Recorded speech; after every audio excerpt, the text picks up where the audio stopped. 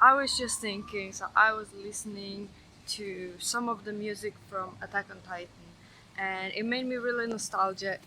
And I thought maybe I would discuss the ending of Attack on Titan as it did end earlier this year. And I went ahead and read it from the beginning all the way to the end, just to get like a clear picture of the story, because there were many parts that I've forgotten since the show has been going for years.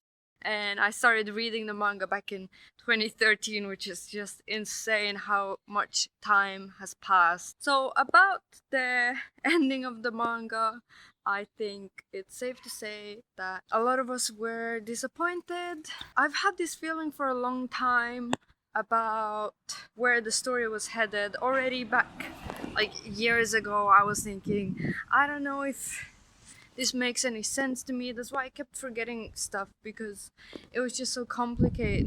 Not complicated, I just kept forgetting everything that happened in the show. I think this is not the problem with Attack on Titan. This is a problem with my brain, because it happens for all the shows that I watch. I didn't like how the show went, or the manga. Keep saying show. I haven't watched the show since season 2. So ever since the military coup in that arc where they took over, I felt like the show was declining, because, and the main reason for that is, oh my god, and the main reason for that is that the show or the story became less about exploration and more about, this whole other world that was out there. Yeah, so ever since they took down Berthold and Erwin died, that's the moment where I felt like the show really became something else, And it was a little disappointing. I'm not saying like it couldn't have tried new things, it's just I feel like a lot of the original heart that was in it got lost. This is especially true, or especially noticeable, in how a lot of the characters get plot armor. So after Erwin's death, no one else dies, like no important characters die. And it really irks me. And the same thing happened in Game of Thrones, right? Where it's like any character could die, and that's what makes the show good. That's why it's so interesting. Except then no one suddenly can die because they're so popular, because everyone loves the characters and the creators love the characters. And that's a big problem with this kind of story, because that's what made it good in the first place. Or at least it was a major hook, right? So let me tell you a story, okay? So last year I started a new job. It was my first day at that job, and there was a guy who started talking to me about anime. What did he say? So he asked me if I had watched Attack on Titan, and I said, you know what, I've watched the first 2 seasons and I'm reading the manga, but I'm taking a break now because I want to wait for it to end. And this is so mind-blowing, because he just went ahead and spoiled a bunch of stuff. He hadn't even seen it, but he was like, oh, did you know this happened? And did you know this happened? And then he said, yeah, Levi's dead now. And I was like, what? And then I started crying. It was my first day at the job, and I was so mad. I never spoke to the guy again. Anyway, turns out Levi is not dead, and that was really, honestly, I wish, not wish, but I don't wish him to be dead, but I think he should have. Hello! See ya! I think they should have killed him properly, because he was so powerful and it would have been really impactful if he had actually died. But of course they didn't, because he's so loved by everyone. And at that point, it's like, what's even the point anymore, The second major problem I have with Attack on Titan's ending is that it just went completely off the rails at the end. It was really insane. And Eren caused the rumbling, or what did they call it, that? The rumbling, where he killed a bunch of people, and it was just really insane.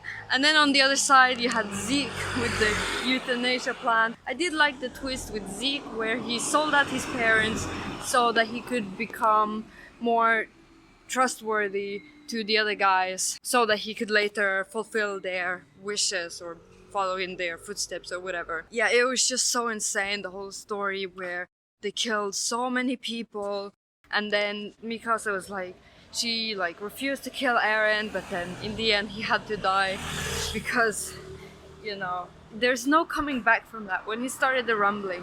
And to be honest, I couldn't even understand why he did it. Like, I'm sure they could have worked something out, right? Like, this is my problem with so many anime. It's just, if they just sat down and talked about it, they could have worked it out, maybe. I don't know. This is what really bothers me. Because in the beginning, it was all about exploration and finding freedom and all of that stuff, right? They just want to fight the Titans and that's it. But then eventually it became this kind of convoluted political statement. There is no good side, right? Like, or maybe I guess the people on the island were the good people or the innocent people. Okay, take two. I just had to go into a shop real quick. Take off this mask. I don't know why people wear masks outside. It's so pointless. Anyway, where was I? Yeah, so I think the story was too ambitious and it didn't take enough risks. I thought it was really generic in the end. Eren became the bad guy so that he could liberate his friends, but to be honest, everyone who was there should have died when they reached the rumbling. Like, it was so crazy how no one died, like, and the people who was running away from the rumbling, like, how did they manage to run so quickly? How did everyone survive? I thought it was really, really unbelievable. Like, what's her name? Annie's dad, and like everyone's families and all the characters survived.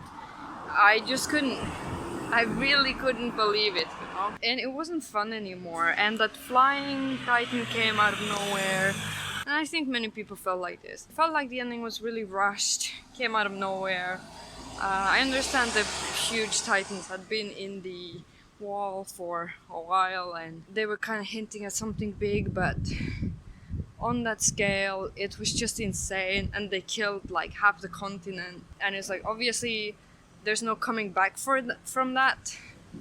For Eren, he's just stuck being the bad guy, so he dies, obviously. I was really disappointed because I liked Eren. I thought he was a great character. He was one of my favorite characters from the show. The third problem with the show was after the time skip, everyone, honestly, so they have like a 5-year time skip, which I guess is kind of customary for Attack on Titan. It happened in the beginning and then it happened again later. It's a bit lame because I want to see, to be honest, I would like to see what's happening in that time, in those 5 years, but we do get some flashbacks of that, and it's mostly just like they're building the railways and stuff like that. It's not terribly interesting, but I wish there was more exploration, I guess, and more fighting the titans and stuff like that. That's what's fun, you know? Okay, so anyway, after the time skip, and this is my biggest gripe, is after the time skip, everyone looks so goddamn stupid. Everyone, like, all their designs are super dumb. Like, some people, like John, you can't even recognize him. He looks so different and he's not cool. He looks so ridiculous. I do not like any of their haircuts after that time skip, except maybe Armin, because he looks kind of cool. Actually, that's one thing I really liked about the ending, was the scene between Armin and Annie when they finally reunite and they have this kind of romantic moment. I thought that was so cute, to be honest, and I'd probably go back and read that if I can remember what chapter it was, but that was really well done. Other than that, the whole ending was so stupid. I don't think anyone liked it, or maybe they did. If you liked it, tell me why. If you didn't like it, tell me why. I'd love to discuss this, although I've already forgotten most. Oh my god, are you kidding me? It's coming this way. Anyway, I think the most disappointing thing is, and this happens a lot, but for me anyway, it's really rare that I follow something for so long. So I've been following since 2013, since the first season came out, until 2021. That's what, 8 years. And when, even if I wasn't like super invested anymore, like I wasn't reading it every month or watching. Like, I haven't seen the anime for a while, but you kind of give something, or at least in the beginning when I first discovered Attack on Titan, I was so obsessed with it. I really loved it. Honestly, it started like this whole kind of anime hobby of mine. I mean, I liked anime before, but this one really kind of fired it up and kind of cemented the anime fan that I was going to become. Anyway, it was kind of weird when you follow something for so long and you give a piece of yourself to that, and it becomes, even if you lose interest, it means something to you, and then the ending is so disappointing. I was really disappointed. I guess endings are just hard to nail. Like, I can't even think of a single ending I've liked in the past year. Like, there was Game of Thrones, kinda fucked it up. Lots of shows like that. Like, what other shows have I followed? I can't remember. There are some good ending shows. Maybe I'll talk about them in another video. That'd be kind of cool. But yeah, it's so much traffic now, so I'm gonna head up. Okay, so while I was on the train, I remember something that I really liked about the kind of last part of the manga Attack on Titan, and that is Reiner's arc.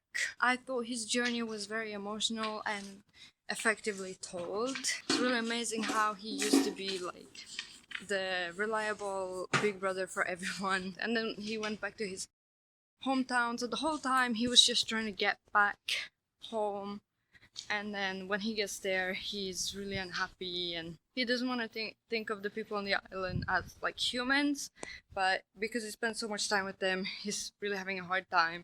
And then he tries to, or he's about to commit suicide, or he wants to commit suicide, and I thought it would have been so funny if he did do it, and those guys just lost his Titan power. Like, it's just gone. They have no idea who the armored Titan is, because it's gonna be a newborn baby, I guess. But I thought that'd be really funny, but obviously it would have been useless with the baby being a Titan, so they didn't go that way. Instead, they gave him a redemption arc, which was a bit much. I mean, he was one of the bad guys. At the end, he was the most well-rounded characters. A lot of the characters kind of just turn into this really stale caricatures of themselves, like because they're really obsessed with Eren and there's nothing else to her. Her whole side plot with the other lady was kind of weird. Like, it honestly didn't go anywhere. Would I recommend Attack on Titan to anyone now that I've seen the full story? It really pains me to say this, but I would not recommend the manga to anyone because it's so long, it's so ugly, and a lot of it doesn't make sense, or it just gets really immature after a while, or kind of convoluted. I didn't like it. The anime, like I said, I've only seen the first 2 seasons of the anime. Those are really great. So I would recommend the anime, at least of what I've seen of it. I guess I'll have to watch the rest of the anime. I'm gonna do that when the final season comes out, and I probably will get back to you all with an update on my opinion then. But for now, I like the anime. I think it's really great. The manga, not so much.